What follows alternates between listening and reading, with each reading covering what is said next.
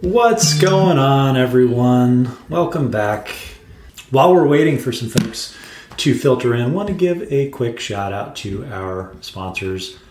Luca is still a sponsor. Tax day was 2 days ago. If you didn't do your taxes or you filed an extension, you can still go over to Luca Tax at LucaTax, LukaTax.com. Luca with 2 Ks, using the promo code Masari Tax and save money. Do your taxes correctly. Stay out of jail this year, particularly if you're doing a bunch of DeFi transactions. Bitstamp is also a big supporter of Masari and Unqualified Opinions. We've got one of the original OG cryptocurrency exchanges since 2011. They've been the preferred exchange for serious traders and investors. They've got a NASDAQ matching engine, some of the best APIs in the industry, and advanced TradeView interface on both web and mobile. You can download the Bitstamp app from the App Store or Google Play. Visit bitstamp.net/pro to start trading today. That's bitstamp.net/pro. They have the original DeFi assets available if you're looking for an on-ramp.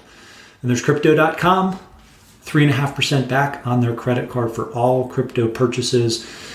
Go download the crypto.com app today and enjoy offers until the end of September. They also have gift cards you can buy on the crypto.com app for up to 20% off. And you get 10% back on food and grocery shopping when you use their MCO Visa cards. Check out crypto.com today. And then last but not least, retire with your Bitcoin and other crypto assets. If you buy Bitcoin, have a retirement account, but you don't own Bitcoin in your retirement account, you better get on it. Choice by Kingdom Trust allows you to store Bitcoin, stocks, ETFs, gold, and more all in one retirement account. You can go to retirewithchoice.com/Masari. That's retirewithchoice.com/Masari. You get extra points to move up their waiting list. Hope you will check out all of our wonderful sponsors. And I'm excited to bring our 2 fantastic guests today to talk about 0x and Matcha. We'll talk about Will Warren, who is the co-founder of 0x, and Camila Russo, distinguished author, soon-to-be best-selling author, maybe already best-selling author, of The Infinite Machine, a new book that came out just a week or so ago on the history of Ethereum. She also runs the excellent Defiant newsletter. She and I are going to tag team this interview with Will. I am going to do a live demo, and we're going to see what we can see about one of the newest DEX protocols and decentralized order books in Matcha. Before we get going into the kind of live demo component, why don't you just talk about the 2-minute history of 0x and then this Matcha protocol products in particular, and why it's an exciting development and what you guys have been working on the past several years. Yeah, absolutely. Thanks for having me, and I'm excited to get a chance to get Matcha in front of you and get some more eyeballs on it. So back in late 2016, I met my co-founder Amir. The ERC20 token standard was just created, and we had this thesis that kind of all forms of value would end up tokenized on public blockchains like Ethereum.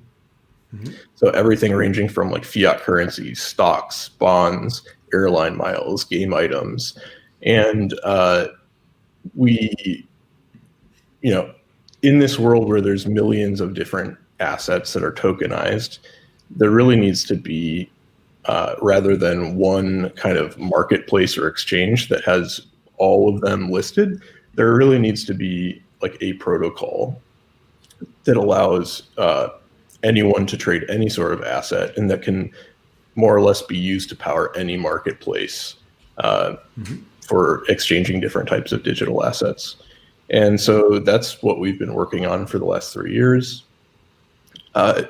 We've, the Ethereum space has come an incredibly long way over the last few years.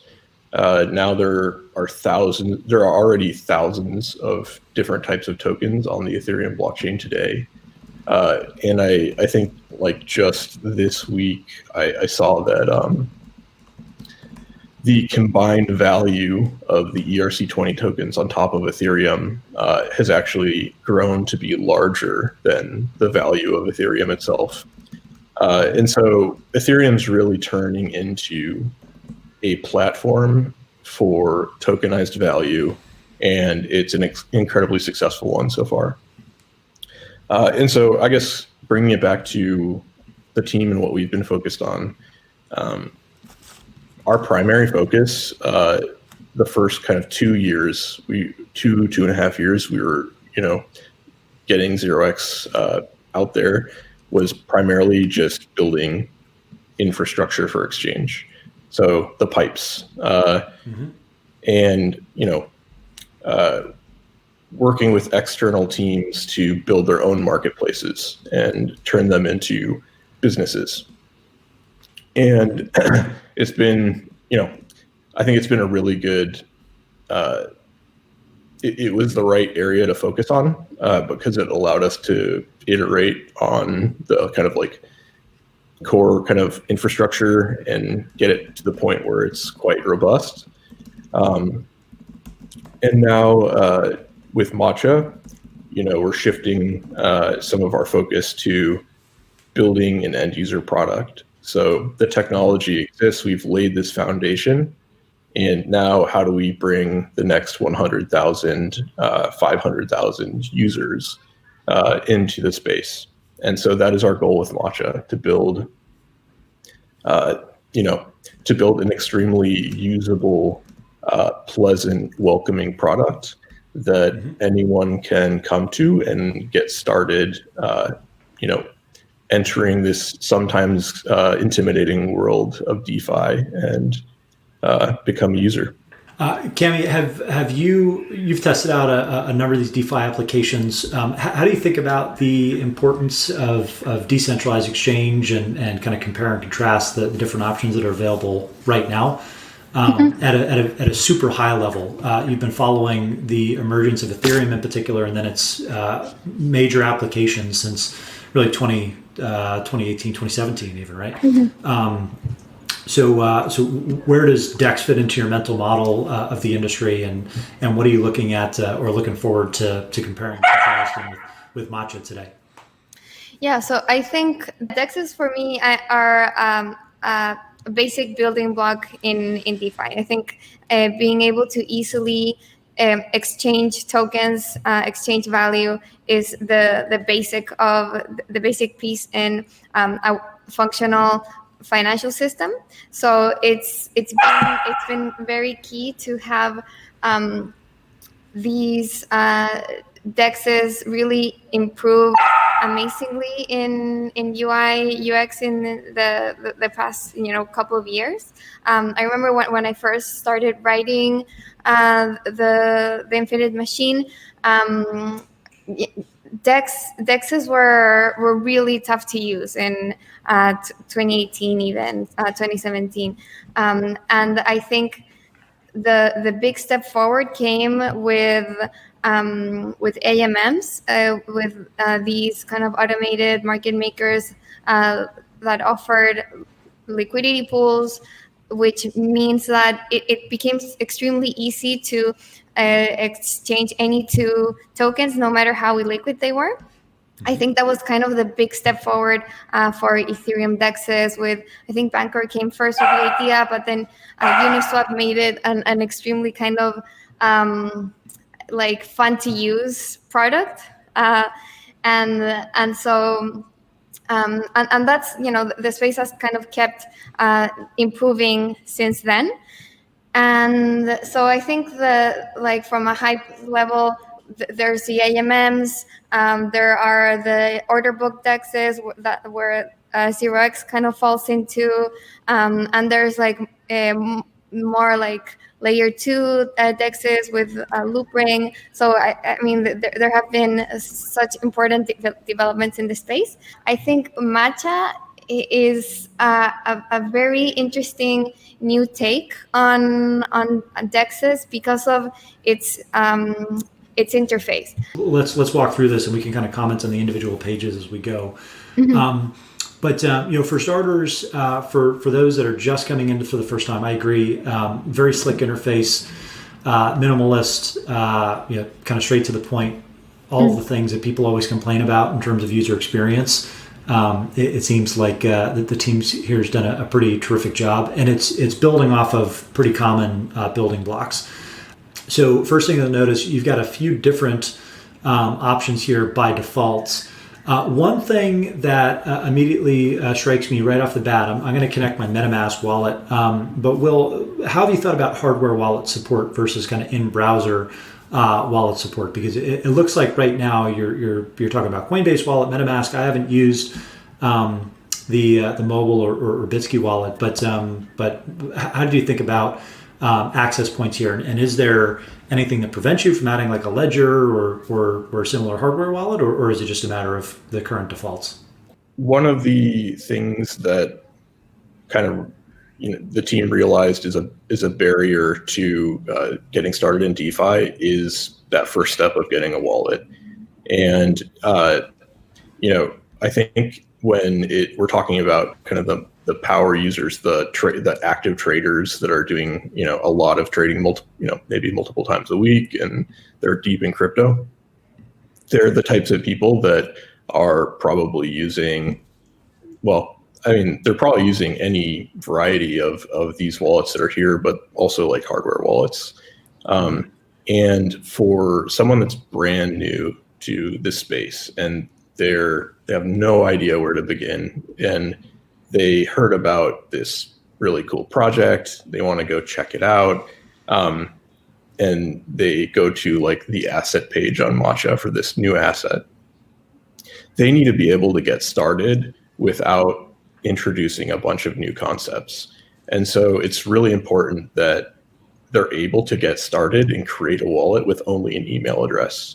Now, for some of the kind of more crypto cypherpunk type folks where privacy is a top priority, creating a new wallet using an email address might not be the most appealing option, and you might want to use a hardware wallet. And one of the nice features within MetaMask, which is I think like one of probably the most popular wallet, is that you can actually hook your hardware wallet up to your computer, and then you can sign transactions with your hardware wallet through MetaMask.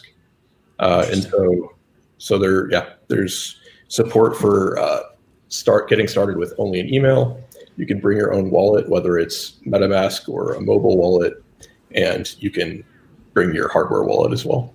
So right now, the first thing that I want to call people's attention to, while you were talking, we probably glossed right over it, but I have clearly, you can see here, I've never traded yet on Matcha. I was waiting for this demo, but I can basically use and plug into this financial service in 5 seconds, right? So as long as I'm logged into MetaMask, it wasn't even, it was 0.5 seconds, right? To actually connect your account and ultimately populate all this information in this really nice, clean UX that the team's created that has all of my ERC20s.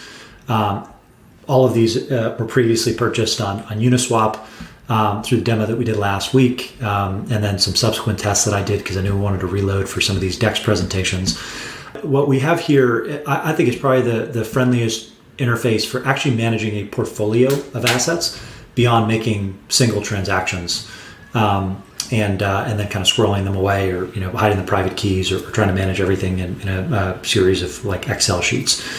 Will, what were some of the design goals on entry? So you mentioned the kind of core focus was on making this accessible to anyone with an email address, but once someone is actually in the door, it's they've got a kind of consistent, clean experience here, and then a few very simple options to start, but then you can get increasingly complex as you kind of drill into the rest of the app. What are some of the core behaviors that you're looking to onboard people to test for the first time once they actually sign into the system?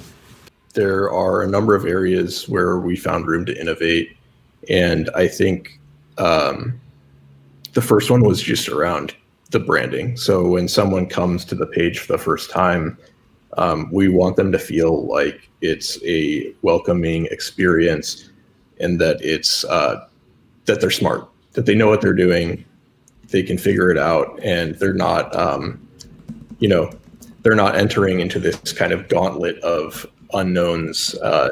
So, looking at some of these, some of the existing DEX experiences out there, even the ones that are kind of streamlined, like Uniswap.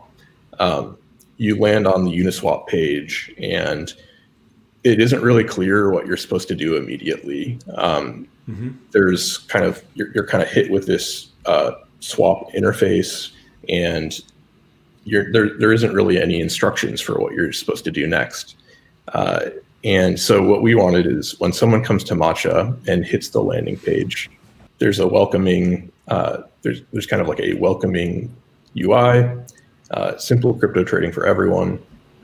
There are these beautiful asset components, and there's really just kind of one thing to do, which is hit the search bar, or I guess, also you can explore the different assets as well. But it's a really kind of familiar flow. It's like any other search engine that you've been using since you were, kind of first getting familiar with the internet. Have you found that people are confused with that search bar? Because I knew that was how you get to trading, because I kind of read the blog post and saw the tweets, and I thought, wow, what an interesting idea to come into a DEX from a different perspective. But if you're just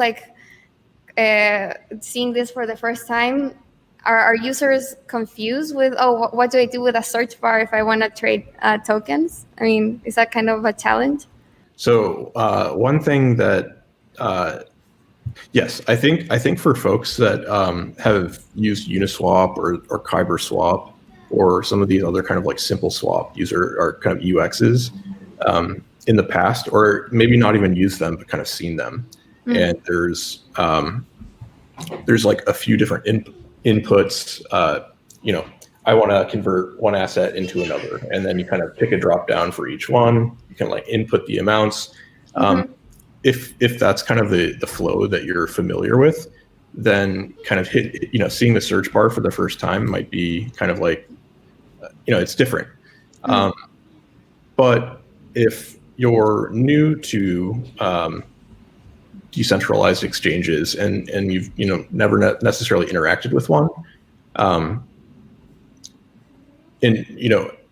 think it's actually much less intimidating, because it's a search bar. You can kind of put in whatever you want, and you'll very quickly find what you're looking for.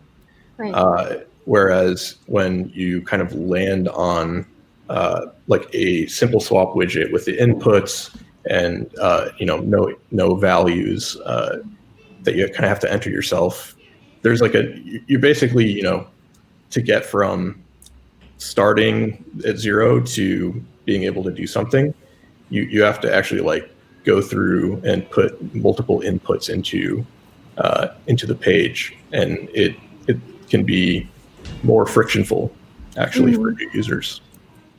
Oh, I noticed that it said wrapped ETH there.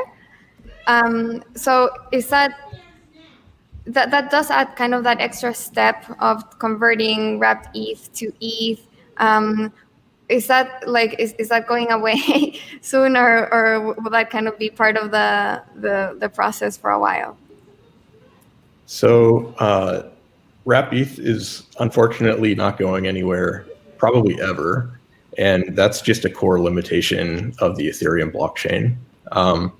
Now, one thing that we've done with Matcha's UI and also with the 0x smart contracts is we've made it really, really easy to kind of treat ETH and wrapped ETH interchangeably. So you're never kind of forced to have one when you want the other.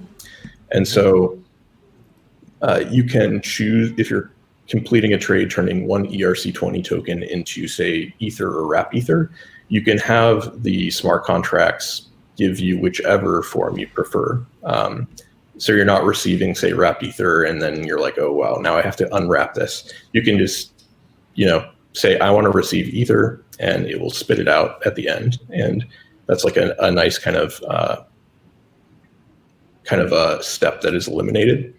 Okay. So and another really nice feature with wrapped ether is that you can actually complete meta transactions if you're using wrapped ether. So Ryan, if you say, for example, you want to trade one of the ERC20 tokens you have in your wallet and you want to receive some wrapped ether. Let's do it in real time. Where's DAI? Oh, you know what? Maybe it won't let me select DAI because I don't have. It was on the other side of the transaction. Okay. So I'm going to say $100 for wrapped ETH since I have none. Awesome. All right. Automatic reviews. So one really cool thing here. This is like probably my favorite feature in the app. If you go back, actually maybe complete the allowance first. Looks like we've got some more high fees right now. It's defaulting to 94 cents, but it's going to process fast. So in the grand scheme of things, it's about 1% fee for this $100 order. Still nominally pretty inexpensive, but that's just the state of the Ethereum blockchain right now. So I'm going to approve this. And it looks like we've got a little countdown timer here. So what's going on under the hood while this processes? In terms of the Matcha application, and right now my starting point is to compare and contrast Uniswap. So first of all, I believe Uniswap, because it's direct on-chain settlement with the automated market maker, it is ETH versus wrapped ETH, correct? Or is that just obfuscated from the user's view? In contrast to using wrapped ETH here. So I believe that Uniswap, it depends actually. So I think version 1 you're using straight vanilla ether, and then with V2 you might be using wrapped ether, but I'm not positive about that. One cool feature I wanna show off because I just think it's really neat. Before I can cancel it. Do you want me to? So before, cancel the entire transaction. So maybe go back to review market order. So one of the really cool features of 0x protocol is that it is, and 0x API is that it is aggregating liquidity from all of the different decentralized exchanges out there, all of them. And you are getting the best price that exists every time. I think, there's a number of different aggregators, and I think there are like a number of different ways that people are kind of analyzing like best price and like quoted price versus realized price, but you're getting the best price available out there when you're using Matcha every time. So if you highlight that little info button over, you receive 1 ETH. Okay, so this is showing you where your liquidity is being sourced. And right now, if you're buying 100 DAI, the best price is just 0x native liquidity. But say if you increase the amount of DAI you want to purchase to 100,000 or 1 million.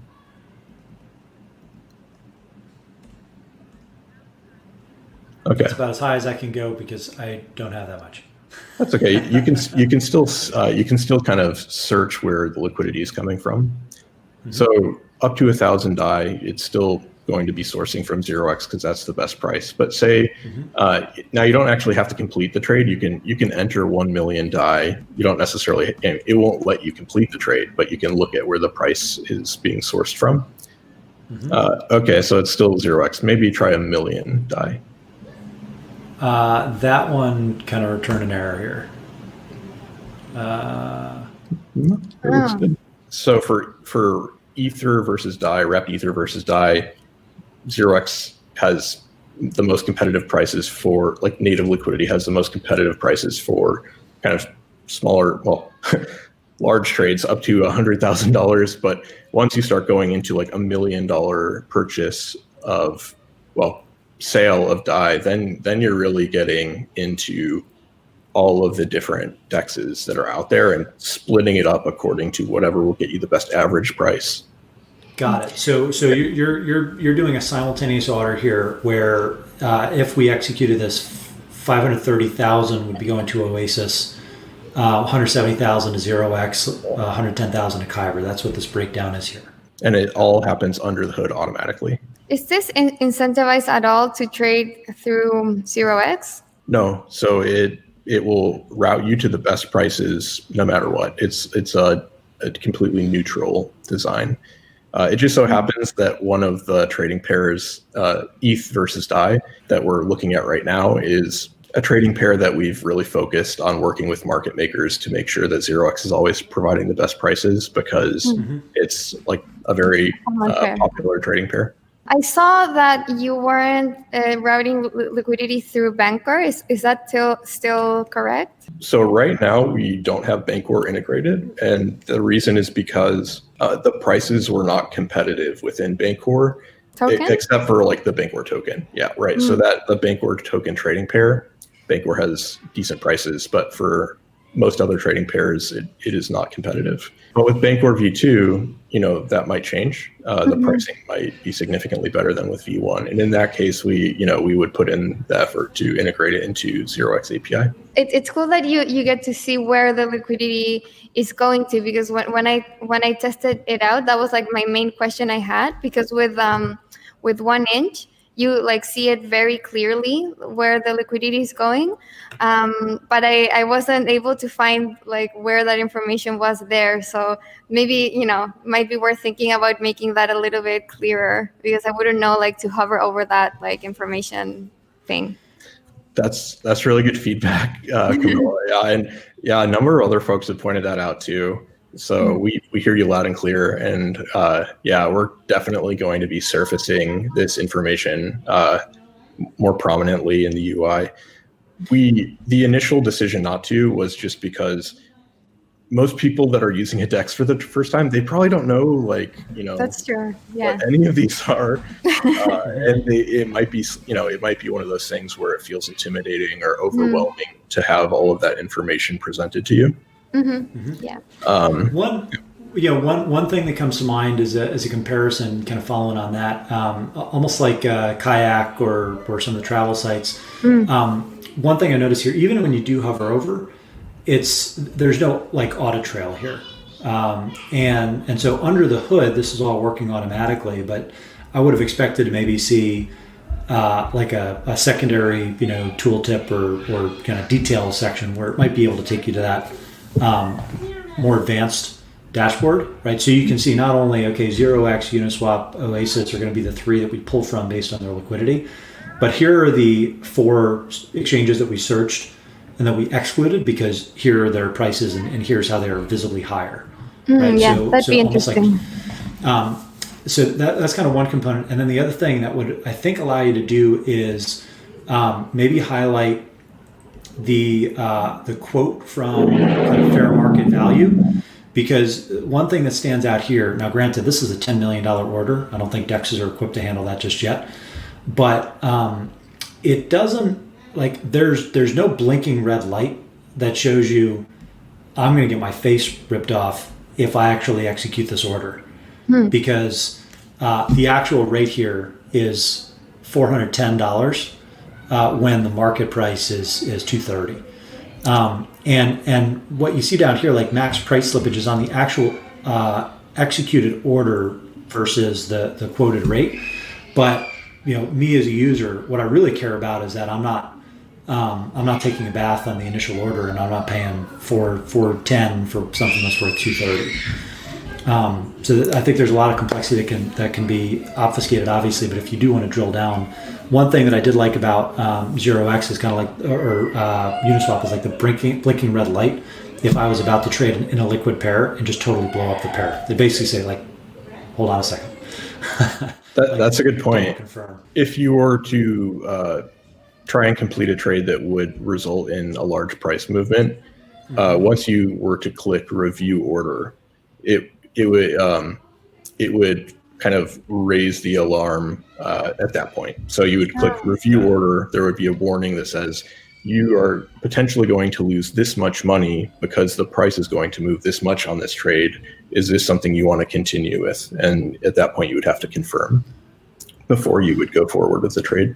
So let's do this then, because I want to see how this works in practice. So what would cause some slippage here? What's KNC trading for? I'm just trying to think of like an exotic pair that probably doesn't have as much liquidity per se. Or why don't you tell me, like, what would be an order that would create some slippage for like a couple $100, just so we can walk through it? Maybe wrapped ether and ant. All right, let's do that. Or you have some ant, so maybe sell some of it for wrapped ether. Okay, so let's see. Mana. Oops. That might not be enough. Yeah, there's a little bit of slippage there. It looks like the expected rate of 0.0064. That's going to be, quick mental math, that's going to be just under 10%. So I'd imagine that would trip this up. Let's see. Even though it's a small nominal order, I'll confirm this here.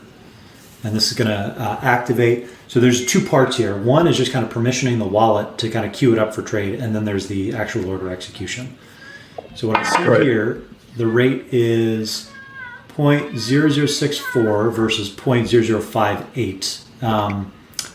And this is free versus, so what is driving this? How are you able to take away the fees here for the Ethereum network and 0x protocol? So these fees are like super crazy high right now. And typically they're not even close to that high. The good news is for you, they're free because we're covering meta transactions for now until we're done kind of battle testing the product. And so that's one of the really, really cool features here with meta transactions is that you don't have to cover the cost of trades. For most trades, you can't do meta transactions if you're trading native ether, so raw ether, but with wrapped ether you can. And so what you're seeing here is just the Ethereum network fee of broadcasting a trade at a fast gas price. And for every 0x trade, there is a protocol fee that is denominated in ether, and that is 150,000 gas for every single trade that is filled. And so instead of charging kind of like basis points on your trade, like with pretty much most other exchange solutions, there's a flat rate, and it is tied to the price of gas. And so that's what you see here. Now, if we're completely covering the fee right here, in reality, this fee, if you complete this trade right now, and then look at the Etherscan link after, the realized fee will actually be probably much less. It'll probably be like $7 or $6, which is still extremely high right now. But why would the realized fee be like half of what is shown there? A couple reasons. So first, there's an issue with DEXs where if you want to complete a trade and you're in a situation like we are right now where the Ethereum network is experiencing a lot of activity, say the market moves or the conditions that were existing when you initiated the trade, when those conditions change because of something happening on chain. If there are a lot of different reasons why your trade can fail, and it will revert, and it will cost you all of the gas that you spent, but you won't actually get anything out of it. It's just, wow, this sucks. I spent a few dollars and nothing happened. What we do to avoid reverts is we actually, we put in kind of the trade that you're shooting to complete, and then we pad it with some additional kind of backup orders that will ensure that if for some reason, that first source of liquidity would revert, we kind of gracefully fail on that part and we fall back to the kind of second source of liquidity and ensure that your trade will always be completed successfully. Because we have kind of like the liquidity you're trying to fill and then the backup kind of fail-safe liquidity, it results in like the quoted network fee kind of being higher. So the first thing that I noticed after this is filled, I didn't get any prompts that this was kind of out of whack from a bid-ask standpoint. And so this filled at 0.006435 to wrapped ETH versus what I had seen quoted right in the kind of adjacent chart at 0.0058. And again, I think that's like probably about 9% on the spread there. So it's nominally very small because I think it was like a $35 transaction, but it's still a pretty big gap that I wasn't really aware of just kind of going through the UX here. So are there thresholds where you'll get like a warning that pops up, or did I miss something in the process? What have you thought about in terms of basically user error checking in the extreme case, so that someone doesn't make a really boneheaded trade? I think I made a market on Uniswap that was arbed by a bot within like 30 seconds the other day because it was such an imbalanced trade. But I'm not sure if that's what's happening here, or if the spread that was absorbed by the protocol is just kind of hidden from view. Right. So a couple thoughts. So first, I believe that this trade was filled 100% through Uniswap. Okay. So, and it was a very illiquid market. It looks like your trade was around $30 or $35 total being moved. And it moved the market about 9%. Wow. So I'm not exactly sure how. I'm not positive if this is how it works, but I think the way our warnings work. So when you're going to complete a trade and you say, I want to kind of review my order, it'll pop up and say like, wait, are you sure you want to do this? I think it might only pop up if you're going to be, if that slippage is going to result in like an absolute dollar value that is, larger. So like 9% slippage on a $35 trade is, $3 or so. And this is like a super, super illiquid pair, right? We picked it on purpose because it's illiquid. I can ask the team. We'll have to look at it, but I imagine that it didn't warn you because it was like a $3 in slippage on a really illiquid pair. Yeah. Yep. Makes sense. Well, I just moved the market. Look at that. Ooh. Fans on Zero is that someone? Either right someone now. Someone in the stream is messing with us, or there's that's crazy. Yeah. So I'm happy because I'm still above water on my $35 trade here, even though I took a bath in the first part, but I'm coming back with a vengeance. So this is interesting. I think starting with kind of nominal fees probably makes sense. I think going forward, hopefully as Ethereum or the other platforms scale and maybe you can execute some of these trades off chain and you're not worried about gas fees quite so much. You'd maybe imagine one of the killer apps for decentralized exchange being smaller order sizes and like bot trading and taking advantage of some of these like small price discrepancies.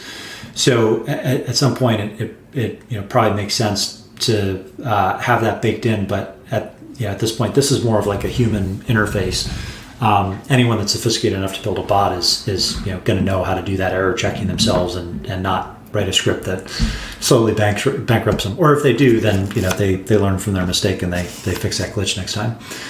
So what else should we look at? We went through the basic trading experience. I think to Camila's kind of initial point, maybe the biggest benefit to Matcha right now is this very clean portfolio view. I love kind of the aggregated look. For people that can't see this component of my screen with opening the MetaMask wallet in browser, the default is to basically see that I only have 60 cents worth of Ethereum in this wallet, and then I have ZRX, BAT, and Compound and all these others, but they're kind of individualized versus actually seeing the portfolio performance day over day, which is what you'd expect from like a traditional brokerage account, really. And this, what you built is not a brokerage, but the portability of the wallet that we're using means that you can plug it into any interface, and ideally, or most likely, users are going to flock to where the UX is the best and where they know they're getting the best rate. So it is a two-part combo. One question on the portfolio view: are you including only the tokens in the wallet, or also investments? Like, say I have money in set protocol or in a Uniswap liquidity pool or stuff like that. So right now it's only including the assets that are shown there. That being said, this was our kind of first pass on an account page, and we already have our version 2 account page. It should be out in the next couple of weeks, and at that point, you'll also be able to include assets that aren't necessarily tradable through Matcha. Oh, cool.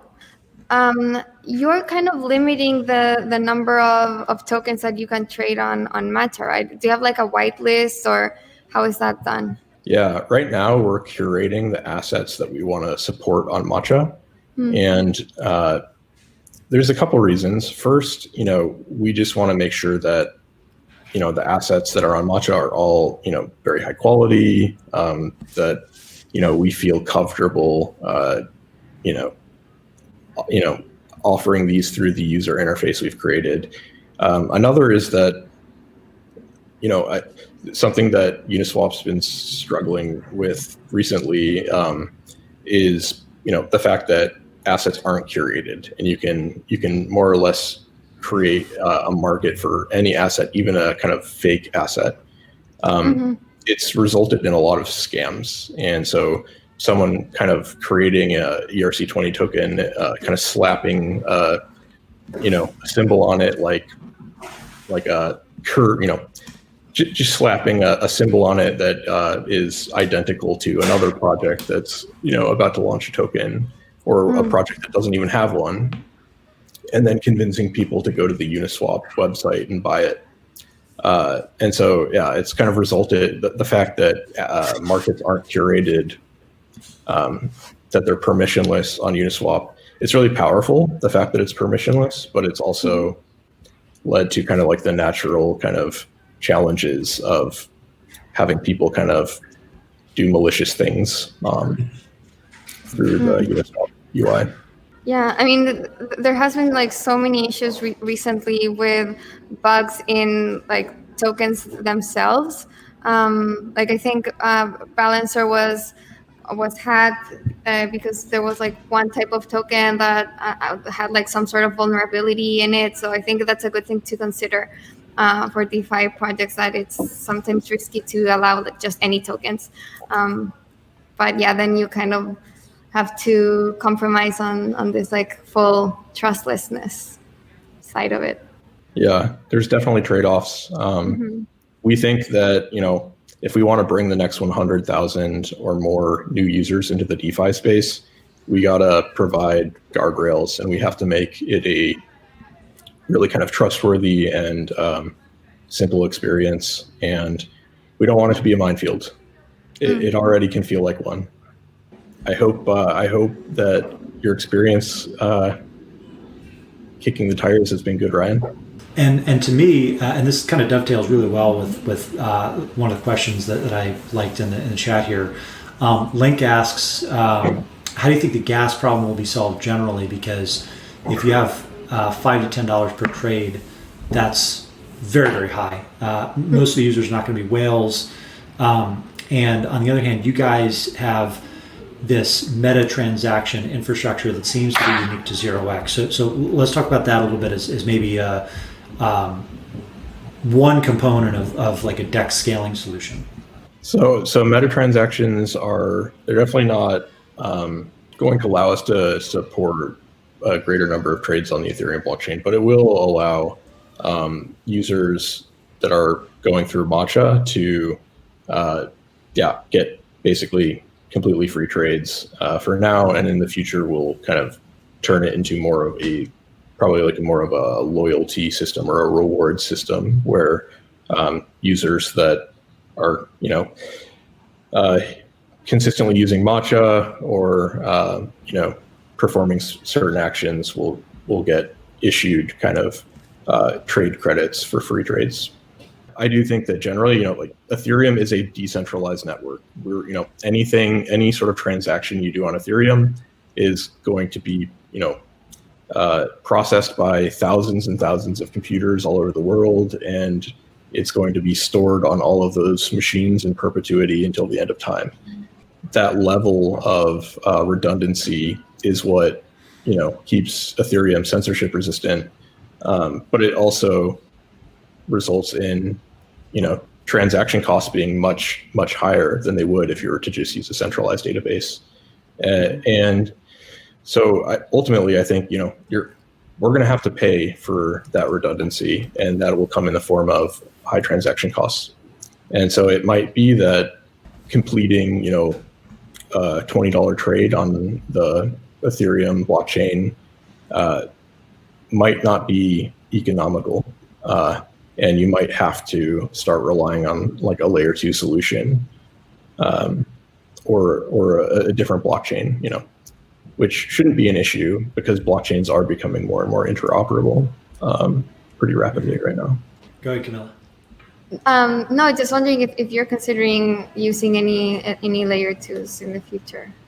Yeah, so I believe it was about a year ago, we launched StarkDex. So with the Starkware team, we launched a scalable sidechain that uses Starks to more or less compress thousands and thousands of trades into a compact single transaction that is then committed to Ethereum layer 1. And it worked. And we've continued to, our team has continued to work on more or less like R&D on that project. And we were more or less, ready to launch this as a sidechain, and we have been for a while. But we've decided not to, not yet, because we think the barriers to entry or, onboarding people to a layer 2 sidechain there are just too many hurdles right now to do it. And so our focus is primarily on layer 1. And when the tooling, the wallets, the infrastructure is, matures, and we're really starting to see people becoming comfortable with using layer 2, I think at that point, we'll probably just launch what we're calling 0x chain, which is a highly scalable DEX sidechain that is more or less ready to go.